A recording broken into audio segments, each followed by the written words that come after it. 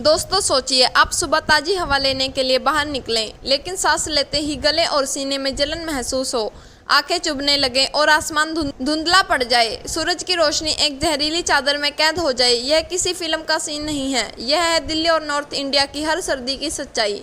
और इस जहर का असली कारण है पंजाब और हरियाणा में पराली जलाना। लेकिन सवाल, आखिर क्यों यह समस्या बार बार दोहराई जाती है?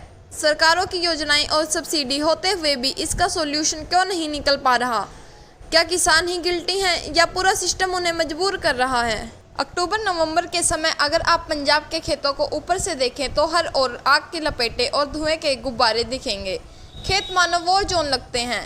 किसान धान की कटाई के बाद खेतों की गेहूं की बुआई के लिए जल्दी साफ करने के लिए पराली जला देते हैं। एक तीली से हजारों एकड़ खेत पलक झपकते साफ हो जाते हैं। यह सबसे आसान और सस्ता तरीका है, लेकिन इस धुएं का असर यहीं तक सीमित नहीं रहता। यह हवा के साथ दिल्ली और पूरे नॉर्थ इंडिया तक पहुंच जाता है। नासा की सैटेलाइट तस्वीर में पंजाब को आग के जाल जैसी दिखाती है।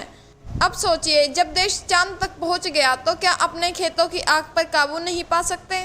अब जरा किसान की सिचुएशन को समझिए। धान की कटाई के बाद उनके पास गेहूं की बुआई के लिए केवल 20 दिन होते हैं।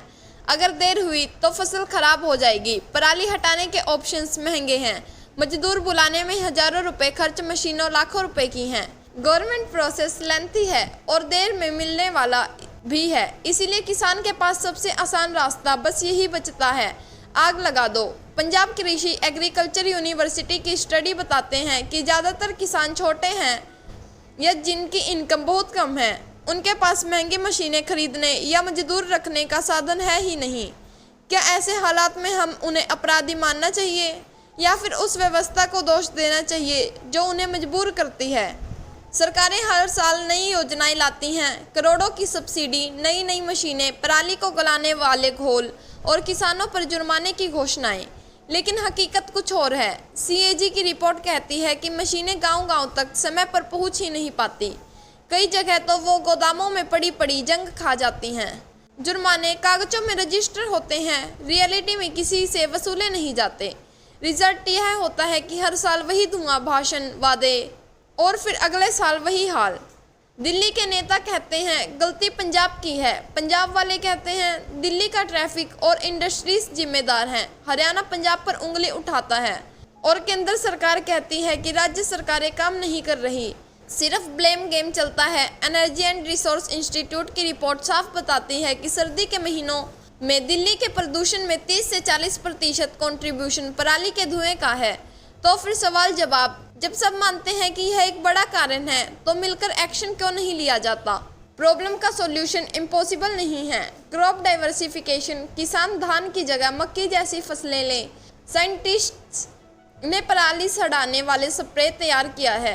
इंडस्ट्रियल यूज, पराली से गत्ता, फ्यूल, पैकेजिंग मटेरियल बनाया जा सकता है। सीधे किसानों को हर एकड़ सही ढंग से पराली पर सब्सिडी देनी चाहिए। तो सवाल है, जब रास्ते मौजूद हैं तो क्या कमी है? कमी है शॉर्ट टर्म पॉलिटिक्स की। विश्व बैंक मानता है कि भारत को एयर पोल्यूशन की वजह से हर साल बिलियंस ऑफ डॉलर्स का नुकसान होता है। यह सिर्फ हेल्थ का संकट नहीं है, यह इकोनॉमी और समाज दोनों पर भारी बोझ है। खेत की जमीन भी पराली जलाने से फर्टिलिटी खो देती है। बच्चे मासूम उम्र में ही अस्थमा और रेस्पिरेटरी डिसीज लेकर बड़े हो रहे हैं। क्या हम चुप रहकर अपनी आने वाली पीढ़ियों की सांसों को यूं ही दांव पर लगा देते रहेंगे? इजिप्ट और चाइना जैसे देशों ने अपने किसानों के साथ मिलकर ऐसे ही प्रॉब्लम सॉल्व कर लिया है।